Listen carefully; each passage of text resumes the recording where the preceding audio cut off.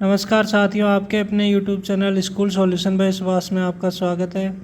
साथियों, आज के इस वीडियो में हम शाला दर्पण पर जो SDBSP बेनिफिशरी स्कीम पोर्टल है उसके माध्यम से प्री मैट्रिक पोस्ट मैट्रिक छात्रवृत्तियों का आवेदन किस प्रकार से करना है, कैसे प्रोसेस करवाना है और किस प्रकार से लॉक करना है, इसकी संपूर्ण प्रोसेस को देखेंगे। इसी के साथ में आजकल BSP पोर्टल पर ऑटो प्रोसेस की सुविधा भी दी गई है और इसी के साथ में ऑटो लॉक की सुविधा दी गई है।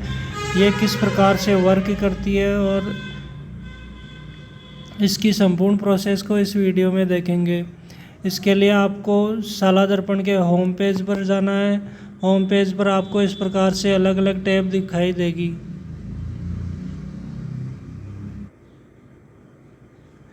यहाँ आप देख रहे हैं जैसे कि रनिंग मोड में कुछ टैब रन कर रही है। इन टैब्स में से आपको एक टैब दिखाई देगी BSP के नाम से, SDBSP के नाम से, जैसा कि आपको अभी यहाँ दिखाई देगी।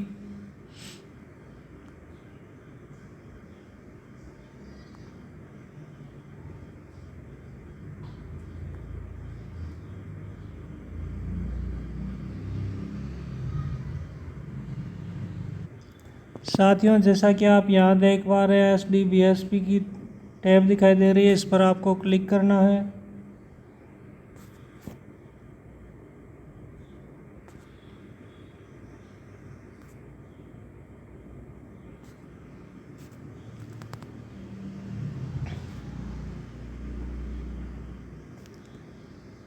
जैसे ही क्लिक करेंगे तो इस प्रकार से आपके सामने इंटरफेस दिखाई देगा। यहाँ आप देख रहे हैं SDBSP की टैब आपके सामने अब खुल गई है। अब इसमें लॉगिन होने के लिए आपको राइट कॉर्नर में ऊपर ही ऊपर login, school login, office login का ऑप्शन दिया हुआ है, इस पर क्लिक करना है। जैसे इस पर क्लिक करेंगे तो आपको यहाँ इस प्रकार से इंटरफेस दिखाई दे रहा है जिसमें 3 ऑप्शन दिए हुए हैं। पहला है गवर्नमेंट स्कूल ऑफिस का, दूसरा प्राइवेट का और तीसरा है इंचार्ज का। अगर आप इंचार्ज के माध्यम से आवेदन कर रहे हैं तो इंचार्ज पर क्लिक करना है।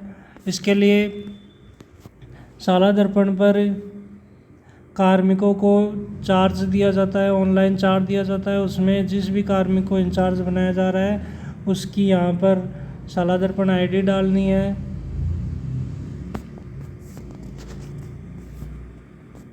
यहाँ पर उसकी शाला दर्पण ID डालनी है, स्कूल की शाला दर्पण ID डालनी है, जो स्टाफ लॉगिन है उसका पासवर्ड दर्ज करना है, कैप्चा दर्ज करना है और यहाँ लॉगिन का बटन दिया हुआ है, इस पर लॉगिन होना है।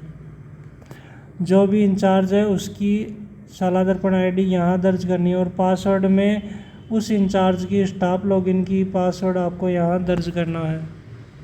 जैसे ही लॉगिन होंगे इस प्रकार से आपके सामने 3 ऑप्शन दिखाई दे रहे हैं। फर्स्ट है अदर स्कीम्स, सेकंड है राजश्री और थर्ड है स्कॉलरशिप। तो आपको यहाँ स्कॉलरशिप वाला जो ऑप्शन है इस पर क्लिक करना है। जैसे ही क्लिक करेंगे आपसे यहाँ पर सेशन चूज़ करवाया जाएगा। सेशन में आपको 2023 चूज़ करना है और स्कॉलरशिप टाइप में आपको जिसका भी फॉर्म भरना है वो चूज़ कर लेनी है। जैसे प्री मैट्रिक सबमिट कर देना है। जैसे ही सबमिट करेंगे तो साथियों आपके सामने कुछ गाइडलाइन यहाँ शो हो रही है। इस गाइडलाइन को अच्छे से देख लेना है, इसका स्क्रीनशॉट ले लीजिए ताकि आवेदन करने से संबंधित जो भी सूचनाएं, जो भी गाइडलाइन है वो आपको समझ में आ जाए। यहाँ गाइडलाइन में इम्पोर्टेंट चीज़ ये दी हुई है कि प्रतिदिन रात 10 बजे से लेकर सुबह 6 बजे तक पोर्टल पर ऑटो अप्लाई सिस्टम चलेगा। इस दौरान स्कूल प्री पोस्ट मैट्रिक प्रभारी शाला दर्पण BSP लॉगिन के माध्यम से मैन्युअल रूप से आवेदन नहीं कर सकेंगे। अर्थात रात को 10 बजे से लेकर सुबह 6 बजे तक आप मैन्युअल रूप से आवेदन नहीं कर पाएंगे। ये समय केवल आवेदन की निगरानी रखने के लिए है। इस प्रकार से आवेदन ऑटो प्रोसेस हो जाएंगे। ऑटो प्रोसेस होने के बाद में अगले दिन आपको चेक करना है। ये कार्य आपको प्रतिदिन चेक करना है। अब साथियों इसको कर देते हैं क्लोज। अब यहाँ आप देख रहे हैं कि राइट कॉर्नर में आपको सॉरी, यहाँ लेफ़्ट कॉर्नर में आपको कुछ टैब दिख रही है। Dashboard, student eligibility, step first apply का, स्टेप सेकंड है वेरीफाई करने का और स्टेप थर्ड है लॉक करने का। अर्थात मुख्य रूप से आपको ये 3 स्टेप है, ये आपको कंप्लीट करनी है। फर्स्ट स्टेप में आपको या तो अप्लाई करना है या रिजेक्ट करना है। अगर अप्लाई कर दिया तो उसको वेरीफाई करना है और थर्ड स्टेप में लॉक करना है। साथियों, अगर आपने लॉक नहीं किया है तो जिस दिन आप वेरीफाई कर रहे हैं उसके अगले 10 दिनों बाद ये ऑटो लॉक हो जाएगा। तो साथियों, इसकी सभी जो ऑप्शन दिए हुए हैं इन पर क्लिक करके चेक करते हैं क्या क्या इनमें है। सबसे पहले स्टूडेंट एलिजिबिलिटी।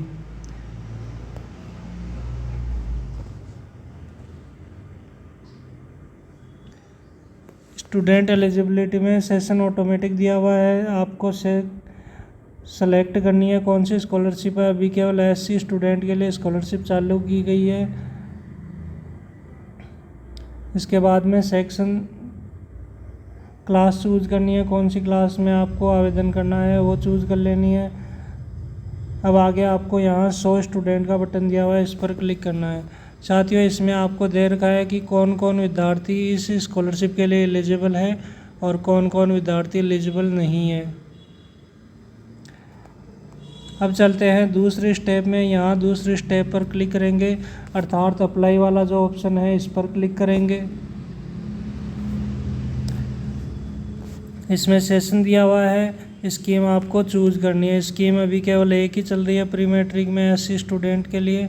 साथियों, यहाँ आप देख रहे हैं कि जैसे ही स्कॉलरशिप स्कीम चूज़ करी है तो यहाँ पर लास्ट डेट ऑटोमेटिक शो हो रही है। लास्ट डेट आवेदन करने की 31 जुलाई 2023 और ऑटो लॉक जब से आप आवेदन कर रहे हैं, वेरीफाई कर रहे हैं, उसके 10 दिन के बाद में ऑटो लॉक होना चालू हो जाएंगे। अब आपको 100 स्टूडेंट पर क्लिक करना है। 100 स्टूडेंट पर जैसे ही क्लिक करते हैं तो यहाँ पर केवल मेरे 2 क्लासें ही खुल रही है, क्योंकि जो SC के स्टूडेंट हैं वो केवल इन 2 क्लासों में ही है।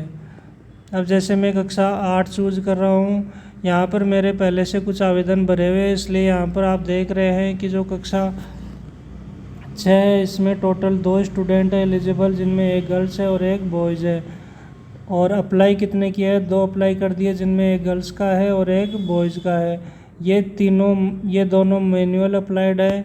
और यहाँ आगे आप स्क्रॉल करेंगे तो देखेंगे कि ऑटो अप्लाइड में, अर्थात सिस्टम के द्वारा ऑटो अप्लाइड कितने किए गए हैं वो 0 है, क्योंकि आज ये प्रोसेस शुरू हुई है। तो आज रात 10 बजे से लेकर सुबह 6 बजे तक ये ऑटो प्रोसेस होगी। तो कल जैसे मैं इसको देखूँगा कि जिस बच्चे का आवेदन मैंने मैनुअल अप्लाई नहीं किया था उसका ऑटो अप्लाई में आ जाएगा। इसी प्रकार से रिजेक्ट कितने किए गए वो यहाँ पर इस प्रकार से आ जाएगी। ये संपूर्ण डिटेल यहाँ से आपको मिल जाएगी।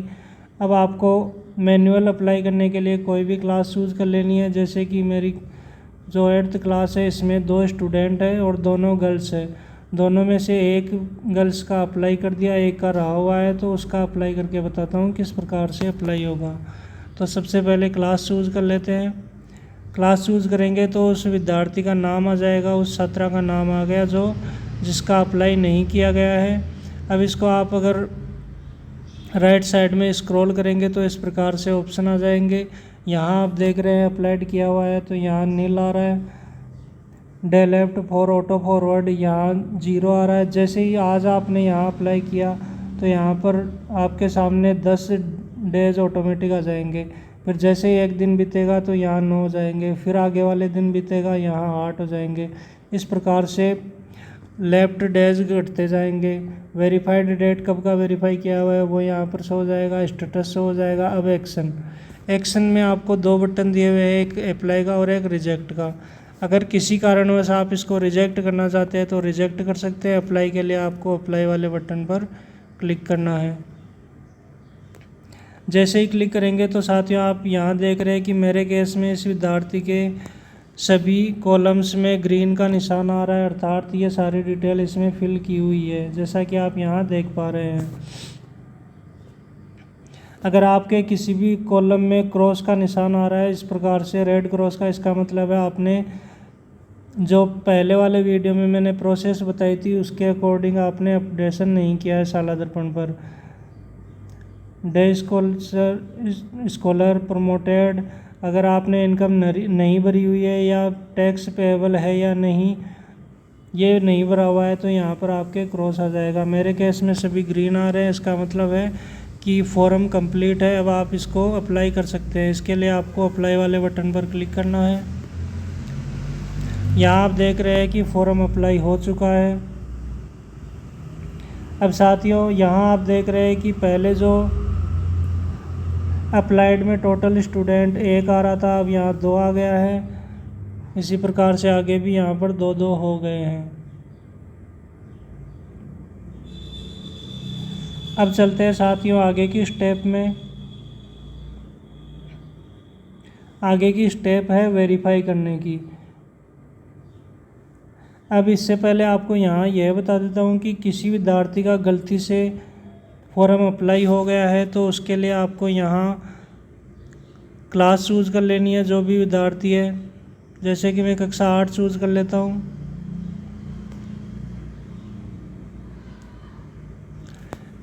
साथियों इससे पहले आपको जो ऊपर 3 ऑप्शन दिए हुए हैं, एलिजिबल, अप्लाई, रिजेक्टेड, तो इसके लिए आपको पहले अप्लाई वाले ऑप्शन पर क्लिक करना है। जैसे इस पर क्लिक करेंगे आगे क्लास चूज़ करनी है। क्लास चूज़ करेंगे तो आप यहाँ देख रहे हैं जिनका अप्लाई किया था वो यहाँ पर आ गए हैं। और साथियों यहाँ आप देख रहे हैं कि मेरा अप्लाई करने की डेट ये है, तो इसमें 10 डेज़ लेफ्ट आ रहे हैं। अगर आगे वाले अर्थात कल इसको मैं चेक करूँगा तो यहाँ पर 9 आ जाएगा, आगे वाले दिन चेक करूँगा तो यहाँ 8 आ जाएगा। जैसे ये 10 डेज़ ख़त्म हो जाएंगे ये ऑटो लॉग हो जाएगा। अब साथियों इसको और आगे स्क्रॉल करेंगे तो यहाँ आप देख रहे हैं एक्शन के बटन में 2 बटन दिए हुए हैं, व्यू और डिलीट का। अगर आप देखना चाहते हैं तो व्यू पर क्लिक करें। अगर किसी कारणवश गलती से फॉर्म अप्लाई हो गया है तो इसको यहाँ से आप डिलीट कर सकते हैं। जैसे डिलीट करेंगे तो फॉर्म वापस पेंडिंग वाली सूची में चला जाएगा, अर्थात जो एलिजिबल वाली सूची है इसमें आ जाएगा। तो ये प्रोसेस थी डिलीट करने की। किसी गलती से किसी विद्यार्थी का आवेदन हो गया है। अब साथियों आगे है वेरीफाई करने का ऑप्शन। सेकंड स्टेप है वेरीफाई की, इस पर क्लिक करते हैं। वेरीफाई के लिए सेशन ऑटोमेटिक दिया हुआ है, स्कीम आपको चूज़ करनी है, अभी एक ही चल रही है। ऐसे स्टूडेंट के लिए आगे 100 वाले बटन पर आपको क्लिक करना है। जैसे ही 100 वाले बटन पर क्लिक करते हैं तो यहाँ आपके सामने कक्षा आ जाती है जिनका आपने अप्लाई किया है। आपको यहाँ साथियों क्लास चूज़ कर लेनी है। जैसे मैं कक्षा 8 चूज़ कर लेता हूँ। अब यहाँ वेरीफाई करने के लिए मेरे केस में एक बच्चे का आवेदन वेरीफाई किया हुआ है, तो यहाँ वेरीफाइड डेट आ गई है। और अगर इसको किसी कारणवश अनवेरीफाई करना है तो अनवेरीफाई का भी बटन आपको यहाँ दिया हुआ है। वेरीफाई करने के लिए आपको उस बच्चे को सेलेक्ट कर लेना है। अगर सभी को एक साथ सेलेक्ट करना चाहते हैं तो यहाँ ऊपर चेक टू वेरीफाई का बटन दिया हुआ है, इस पर क्लिक करेंगे तो यहाँ सभी एक साथ सेलेक्ट हो जाएंगे। अब आगे वेरीफाई स्टूडेंट पर क्लिक करना है। यहाँ आप देख रहे हैं कि वेरीफाई हो चुका है।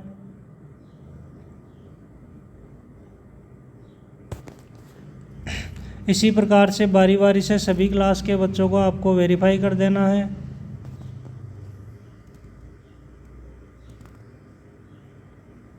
अब वेरीफाई करने के बाद में तीसरी स्टेप है और अंतिम स्टेप है लॉक की।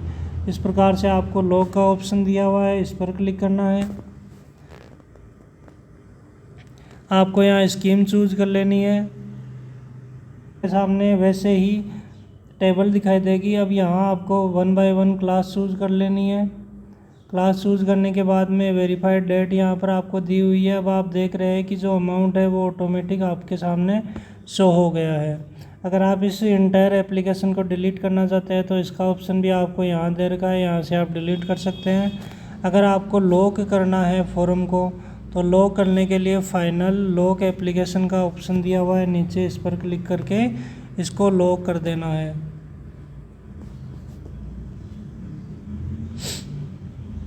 जैसे इस पर क्लिक करेंगे तो सहमति के लिए आपका जो मोबाइल नंबर है उस पर OTP जाएगा।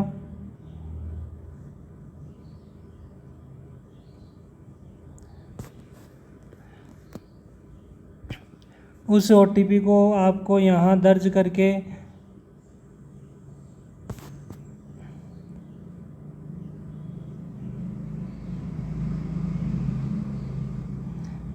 OTP जाएगा। उस OTP को यहाँ इस प्रकार से दर्ज करके सबमिट कर देना है। जैसे ही सबमिट करेंगे तो फॉर्म है वो लॉक हो जाएगा। इस प्रकार से साथियों आवेदन करने की संपूर्ण प्रोसेस थी, जिसमें 3 स्टेप थी। फर्स्ट स्टेप में आप अप्लाई कर रहे थे, सेकंड स्टेप में वेरीफाई कर रहे थे और थर्ड स्टेप में आपको लॉक कर रहे थे इसको। अगर आप लॉक नहीं करते हैं तो आगे आने वाले 10 वर्किंग डेज़ के बाद में और ये आपका आवेदन है वो ऑटो लॉक हो जाएगा। ये थी ऑटो लॉक की प्रोसेस। तो साथियों आज के वीडियो में बस इतना ही था। वीडियो कैसा लगा कमेंट बॉक्स में कमेंट करके ज़रूर बताएं। अगर आवेदन करने में किसी भी प्रकार की कोई समस्या आ रही है तो कमेंट बॉक्स में कमेंट करके अपनी समस्या का समाधान पा सकते हैं।